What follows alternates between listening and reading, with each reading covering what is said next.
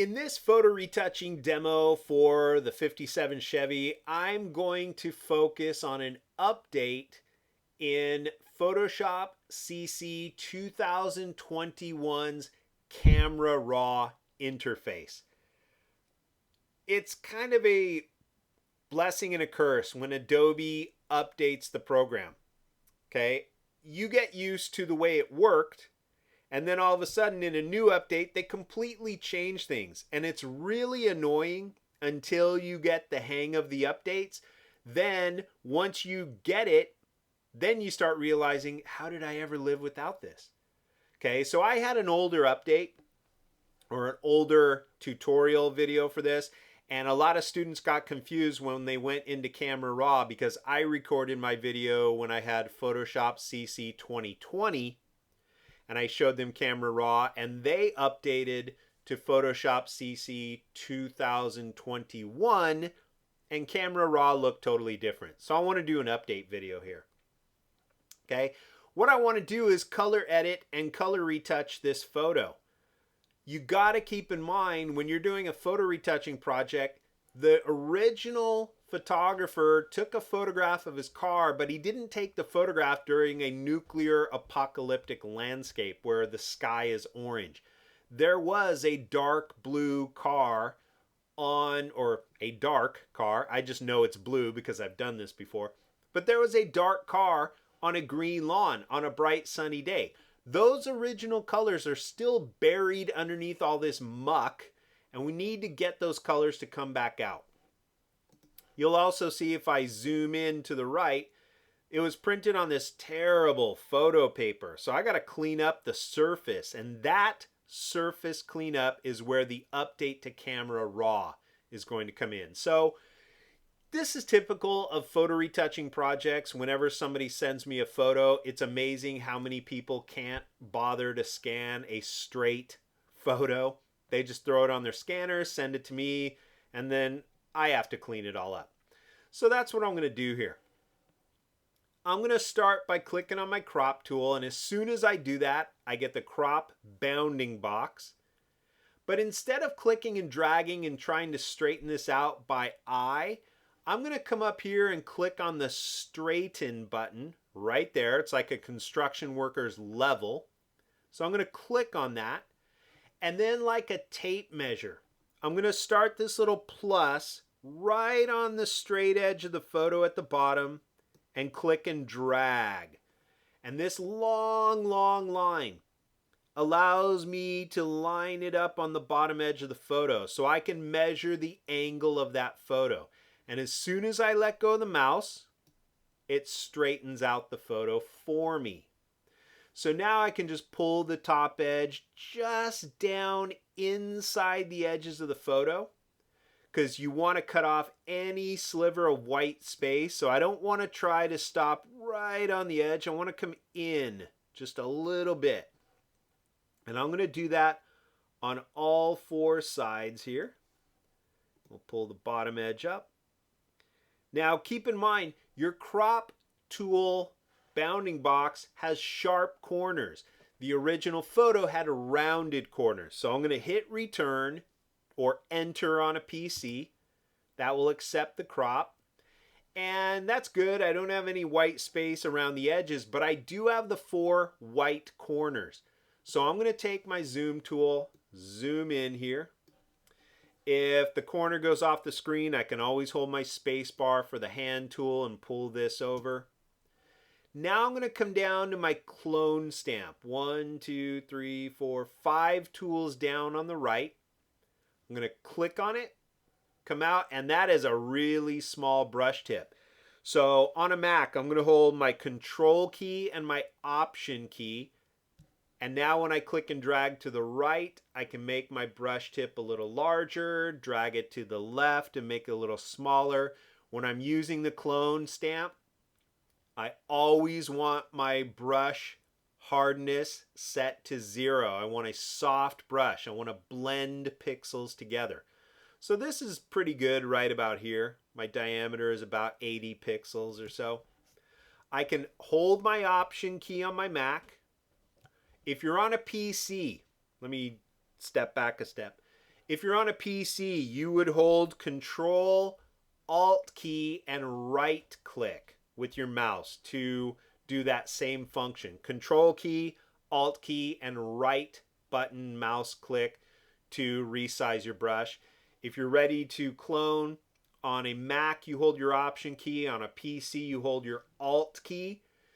You click on a good area of grass, let go of the mouse and the keyboard, move your mouse over to the bad area, now click and drag and paint. And wherever that little white plus lands on your photo, it's going to pick up that grass and paint it in the circle.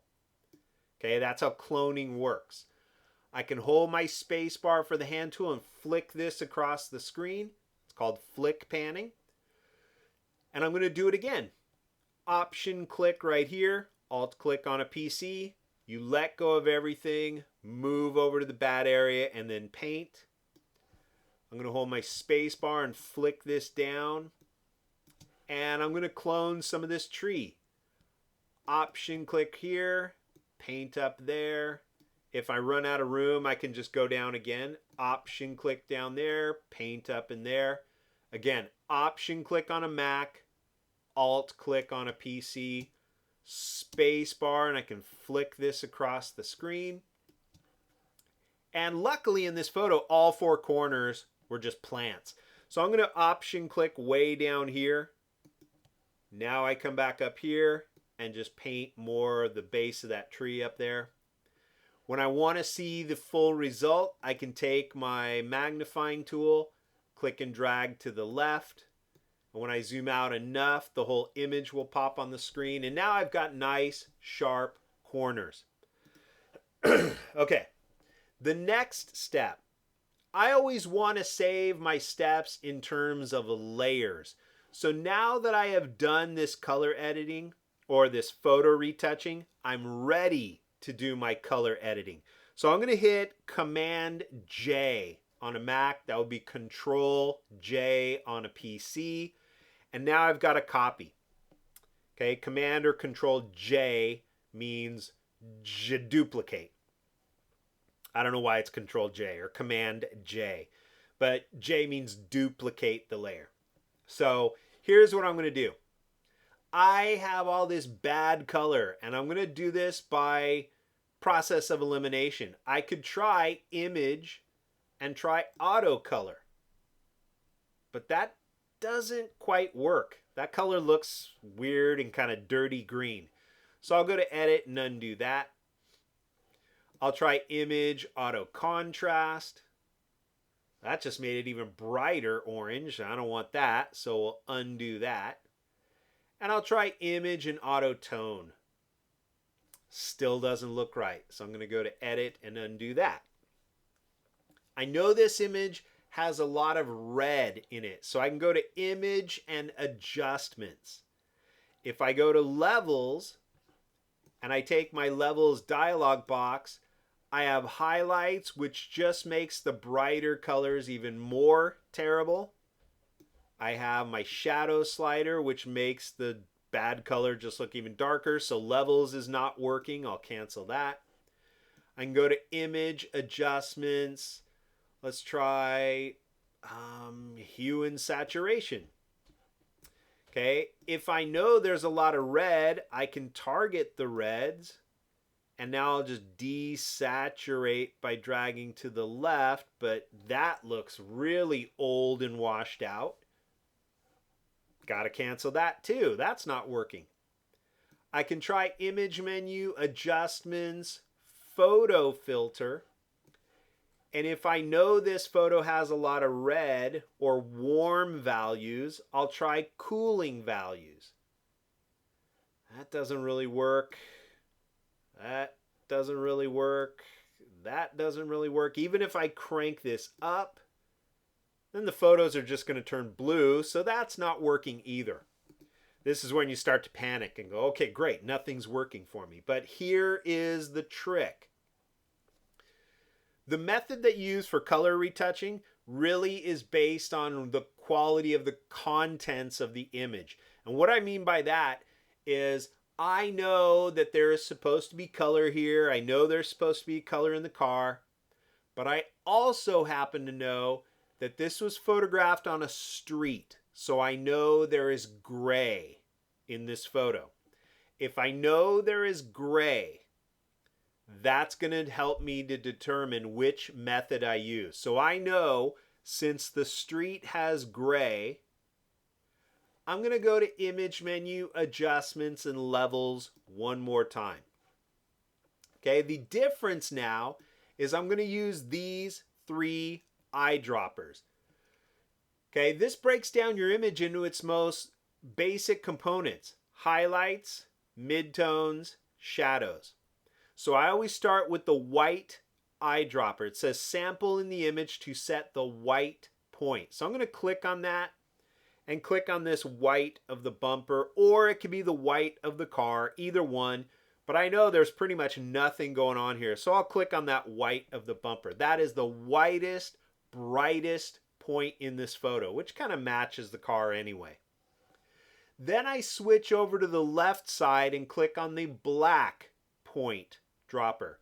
This wants me to use this eyedropper to click on the blackest point on this photo. So right in this wheel well, right above that front tire, that's the big recess back in the back of the car. So I'm going to click right above the tire right there.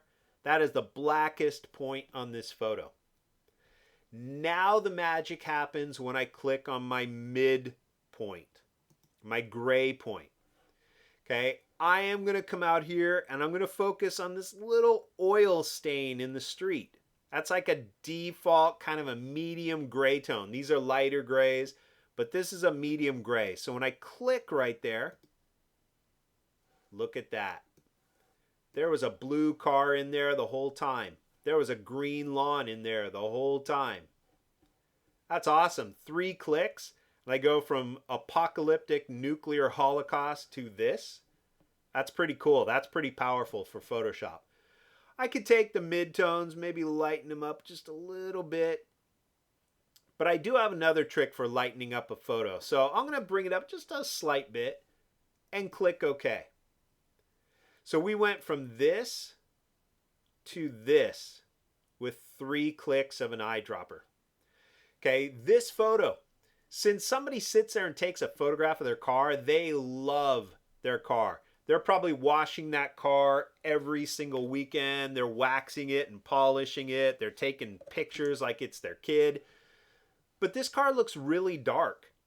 So I'm going to add a few more value adjustments by going to Image Menu again, since I'm looking at a dark image of a car.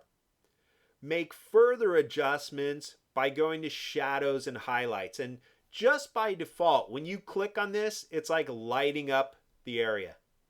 There we go. Now I've brought a whole new level of sunshine into this scene. And I'm just going to keep it on its defaults. You can try right here. There's a tiny little button that says Show More Options. So I click that and I get more features. I can drag the radius to the right and let go. See what that does. Maybe makes my shadows a little deeper. Drag it to the left. My shadows get a little brighter. I want this photo to be a little brighter. Maybe just a little bit of fine tuning right there. And I'm going to click OK. But now that I've stripped out all that terrible color, again, we went from this to this.